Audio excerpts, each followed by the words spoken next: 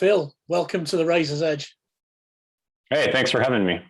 I last spoke to you guys when I had a chat with Ben back in April of last year. That the pandemic was just like 4 or 5 weeks old at the time. So Okay. before we kick off today, how are you and how have you coped with the last 18 months in this strange world? Um, I mean, I've made it. So I coped, I guess. I mean, it hasn't been easy for anyone. And honestly, in some ways, taking time off from like touring or a lot of the pressures sort of around the band has been kind of nice. Yeah. Just to spend more time with family and sort of reassess what's important, for your personal life. And all that has been positive. But it was really hard for a while. I mean, I won't lie about it, pretty much the entire time up until we finished the new album during the pandemic. That 9 or 10 month stretch or so was really difficult, I think mentally for all of us in the band. Well, yeah, it's a complete change from the norm, I guess, isn't it? Just being locked up at home for so long, like we all were. So Yeah, I mean, I think the hardest thing for me personally was, like I don't really mind spending a lot of time with my wife or, just being at home or spending time outside or whatever. Cause it's kind of what I tend to do anyways. But I think the hardest thing was just like really having to wrestle with whether, with like all the other stuff that was going around the pandemic, like in the US, we had like all of these really huge, race problems that were blowing up in our face, and that as a society, we were really having to examine. And, I really just was struggling with whether anything that I have to say now is valuable, is worth committing to making a new album about, or, like whether it's worth it to do any of this at all, or really to do anything in life anymore. And so I think that was really the hardest thing, was just like an existential crisis around, the meaning of our existence now, and, what we still have to offer as people in a changing world where, there's these really real issues that, like, it's not really something that I feel like it's our place to make what our art is about per se, but that are really important to me, and that like really affected me deeply, and it's really hard to deal with something like, your own depression or your own issues when there's these huge societal issues that people are tackling, and there's people dying across the entire globe. You feel so insignificant, and it feels like these issues are so small. So that was really the biggest and hardest thing for me during the pandemic, was just wrestling with sort of my own place in the universe and what worth I have as a human in this new climate, Absolutely. It's put a lot of things into perspective for a lot of us, hasn't it? So, before we get into the new album, I noticed from the press release today that you're now a 3-piece, but going into the pandemic, you were a 4-piece. So, what's happened with the lineup changes over the last 18 months? Well, so we've always been a 4-piece as a band, and we've had the same lineup, the whole time. And just, I think the pandemic, like I was just saying, sort of about how it impacted, my own personal life, but really everyone in the band was wrestling with similar things. And, I think that period of reflection of like just being forced to reevaluate whether the band is important enough to you, because we have to make a lot of sacrifices in our personal lives to make it happen. We all have other jobs, and we all have families, and we all have other things that are important to us. And I think really just ultimately what happened was that, for 3 of us, this was something that was important enough to continue doing. And that for Dan, who left, it just wasn't fitting in with his new priorities, and it's totally understandable. And, there's some other issues too, but ones that are sort of more personal. And that I don't really feel like need to be spoken to. But, you know, I think that that's mostly really what it is. And this kind of all required us to just reevaluate and recommit to the band in a really powerful way. And so that's why we ended up making the record as a 3-piece. You know, Dan hadn't really had a lot of time to contribute to writing any of the music for the new record either. And so it felt authentic to us to go into the studio as just the 3 of us and record it. And Ben recorded the bass for the album. You know, he and I sort of wrote the ideas for it, and he did a great job. So yeah. And is the door open then for Dan to come back at a time that he feels is right for him?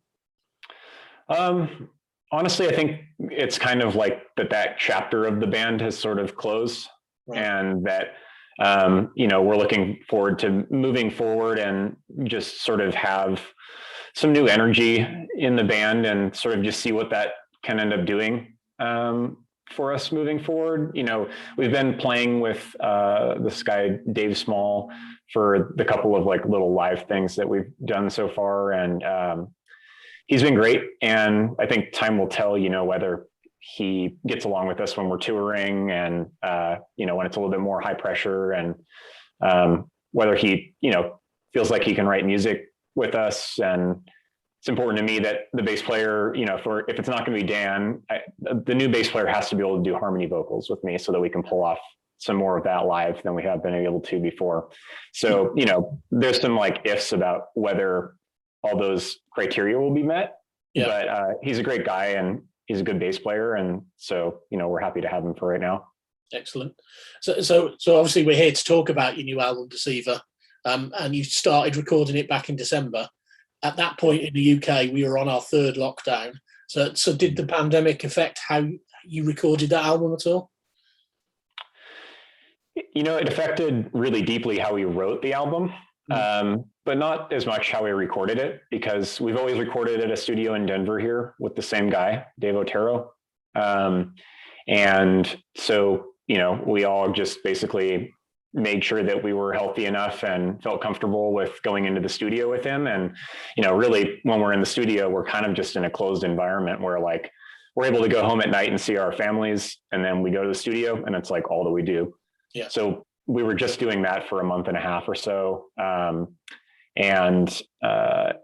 it ended up being really nice. We had more time than we usually do because we had a bigger budget for this album with Nuclear Blast. And so we were able to afford to take our time to do things the way that we really wanted them to. And we haven't necessarily had that freedom before. So that was maybe a little bit different, but not really related to the pandemic. But the writing process was definitely different. I mean, we've always written stuff really collaboratively in a rehearsal space together, you know, and Ben or I will have riffs that we have like ideas for or sequences of them that make up part of a song. And then we'll all sort of figure out what works and what doesn't, and modify things and work on arrangements. But with the new album, we had to do the vast majority of that remotely some way. And what we figured out was that really the best thing was to do it through Guitar Pro, which is like this software on a computer where you can write out what a guitar riff is, and you can play back like a MIDI file that sounds reasonably kind of like an actual guitar. And so, you know, me and Ben just sort of circulated riff ideas for months and months that way, and started building songs and modifying each other's parts, you know, if we had ideas. And Zach was able to listen to those and give some feedback too, and, you know, demo things out once we had like enough of something there for each other. So, you know, we got like a little bit more into doing some home recording for demos and stuff. And it wasn't really until maybe a couple of months before we went into the studio that we were able to get together, work through the songs live together. And then things change all over again once you're actually hearing them for real. You know, we're like, oh, this part sucks, you know, and we should have to extend this part out because it doesn't make any sense right now, or whatever. And some of the transitions on the album are like very organic and slowly sort of mutate into new parts. And so we had to figure out the best way to do those things. But, you know, it kind of helped to have all these ideas like really solid before we got together. It was a different process, and I wouldn't say that I particularly enjoyed it necessarily, but it was effective, and got us there. And I think the music that we wrote ended up being really, really like the most honest expression of like what Khemmis sounds like so far. So it worked, whether or not it was like the most fun, And how far back did that process start? Because I spoke to Ben last April, and he was talking about already writing for the new album. So yeah. How far back do you, or how soon after your previous album do you start thinking about the next one? We didn't think about it for a while. After Deceiver came out, we did a fair amount of touring, and we were kind of that was mostly the thing, or, we were just taking time off. And really, I'd say like around the end of 2019, so, a year and a half after Desolation came out, we kind of started like realizing that both Ben and I were having ideas for what a new album should sound like, and,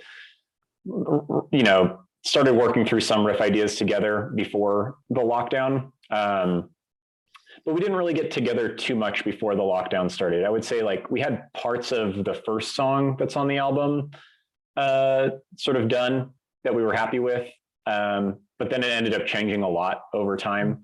And parts of the fourth song on the album, Shroud of Lethe, we had already sort of put together, in the rehearsal space. But other than that, it was kind of everything got written, on our own and remotely. Fair enough. So with the album, you've managed to create these massive soundscapes, and it's easy. I've been listening to it this week to get completely and totally immersed in Deceiver. So was that the aim when you started writing the music, to envelop the listener with these massive sounds? I mean, yes, but I think also, it's always been something that we've wanted to do.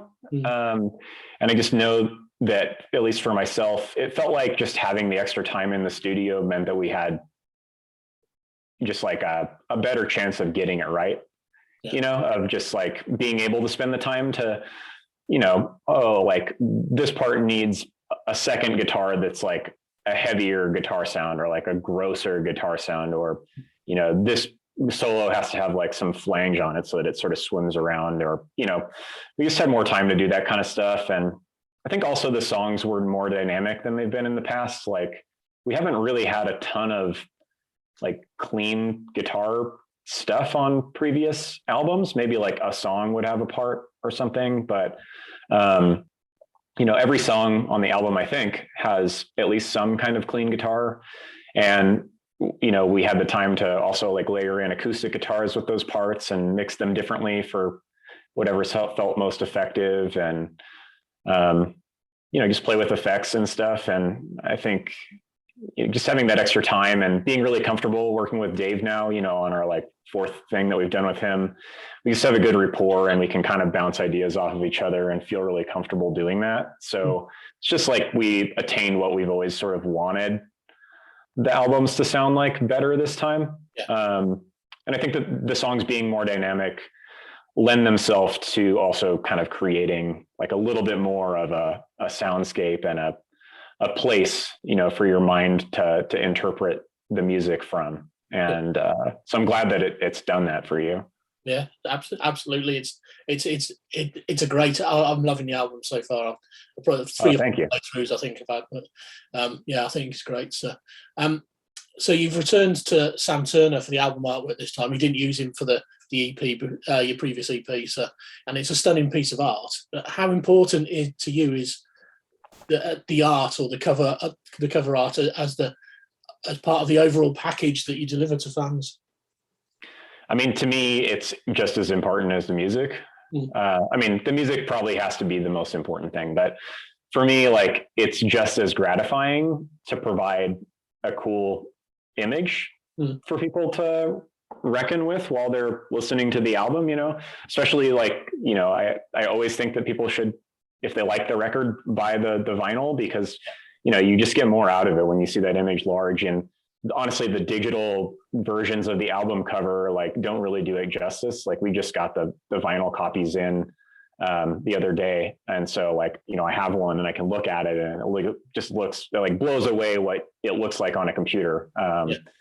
And you know, there's just a lot of little like details that I'm always really, really considerate about this. Like, it's one of my favorite parts of making music is like deciding how to visually accompany it. And so I always work really, really closely with Sam Turner to sort of bring whatever vision into reality that I have and that I've talked about with the other guys. The last few albums, at least, I've like sketched out a version of the album cover, sent it to Sam. We talk about it.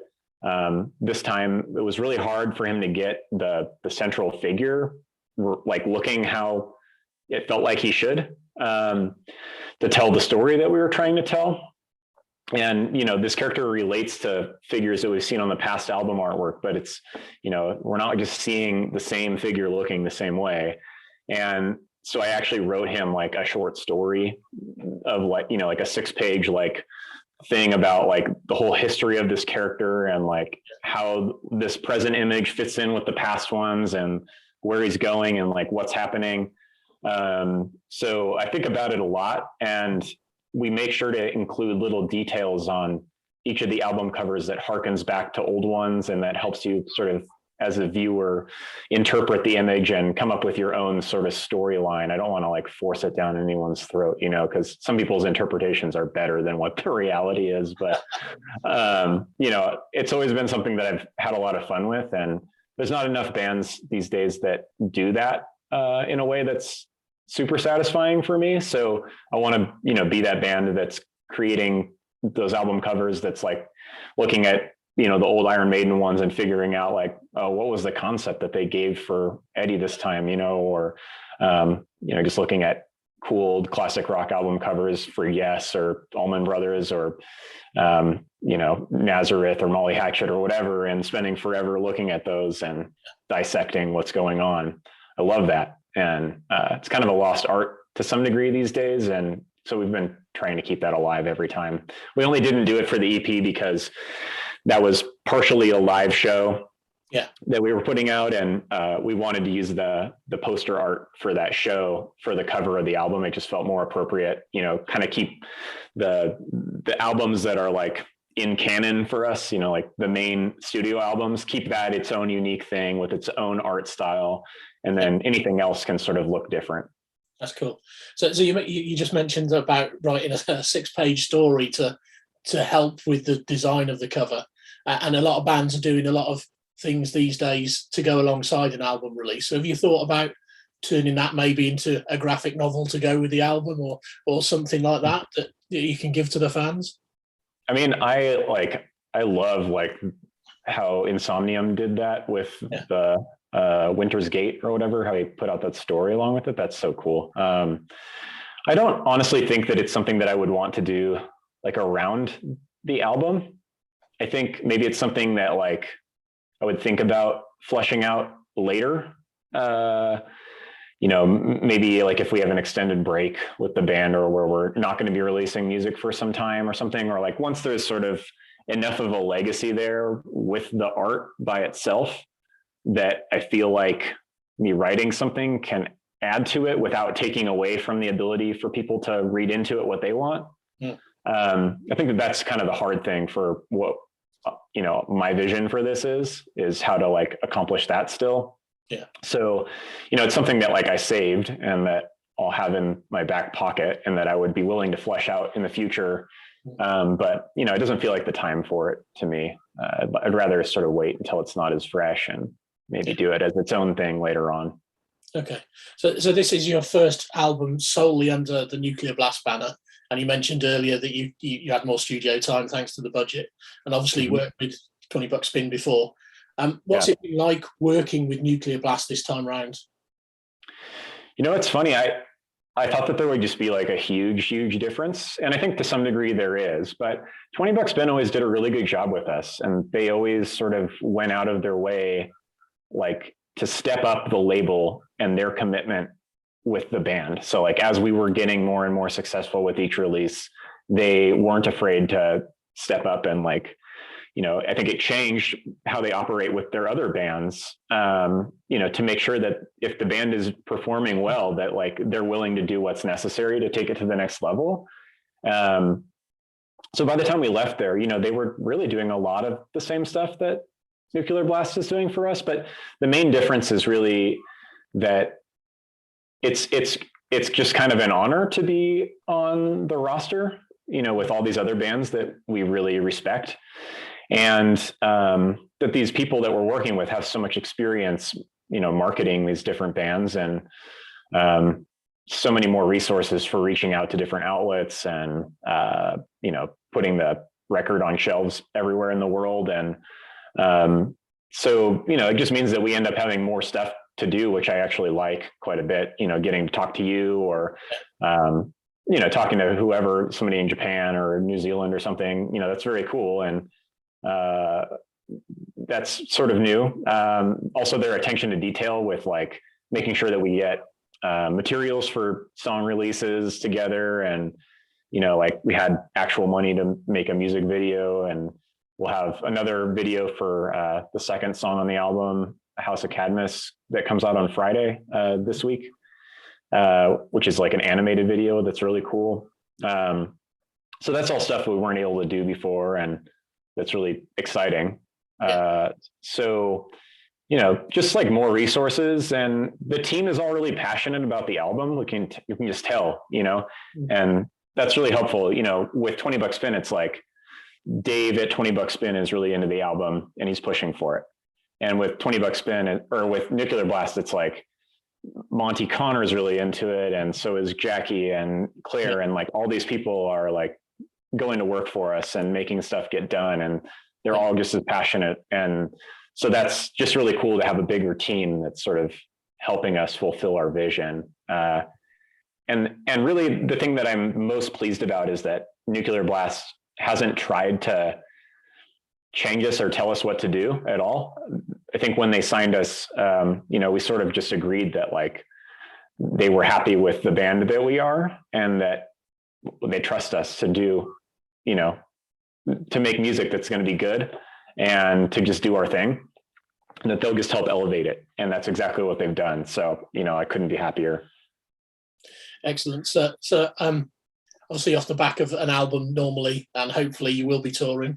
So you should have been in the UK for Desert Fest last May. And we've gutted that never happened. So what are your touring plans now? And will we ever see you in the UK? Well, in 2022, maybe. I mean, I hope so. I think as of right now, like we are still on the lineup for 2022. I'm not 100% sure whether, we're going to be able to put together enough stuff around it to sort of make it happen. But we're going to try really hard to do it and be really cool. I mean, we've never been to the UK before. We've generally spent very little time in Europe compared to the US. And, I think, so we just hired a manager, which we've never had before. I think having another person on our court that is helping us figure this stuff out is going to help a lot. One of the things that we want to do in Europe that we haven't done yet, because it just has been hard to do sort of on our own, is like, it probably makes more sense for us to go on tour with like Enslaved or Paradise Lost or Catatonia or whoever, in Europe, to sort of build our fan base than it does for us to do a bunch of headlining dates to 100 people, all over the country. So we're all over the continent. So, we're trying to sort of figure out like what opportunities there might be to do something like that, and try and build sort of our European presence smartly rather than just like slogging it out on the road, because we just don't really have time to spend, months and months overseas doing that right now. And so, we want to be back next year for sure. We want to prioritize coming to the UK and doing a couple different shows there if possible, because I think that there's an audience that could be there and we just haven't figured that out yet. So I'm really excited about the possibility, but for right now, all that we really have that's certain is, we're doing a show in December in New York to sort of celebrate the release of the album. And we're going to be doing a show in Denver, which is where we're based out of, pretty soon after in January. And we have some like West Coast of the US tour dates that we're working on finalizing right now, and maybe some other stuff too, but nothing definite. Everything is so up in the air right now. So we'll just see what happens, but looking forward to it. Excellent. And I really do hope you get here. And even if it's just for Desert Fest next year, we'll see you at Desert Fest. So. Yeah, come say hi if you do. But Phil, it's been a pleasure talking to you today, and thanks for spending the time. Of course. Yeah, really a pleasure. Good to meet you myself too. And say hi to everyone over there for me.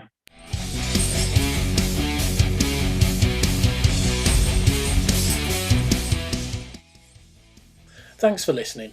Make sure you keep up to date with future episodes by subscribing to our channels. For more information on this podcast, or for all the latest music news, reviews, interviews and more, head over to our website, www.therazorsedge.rocks.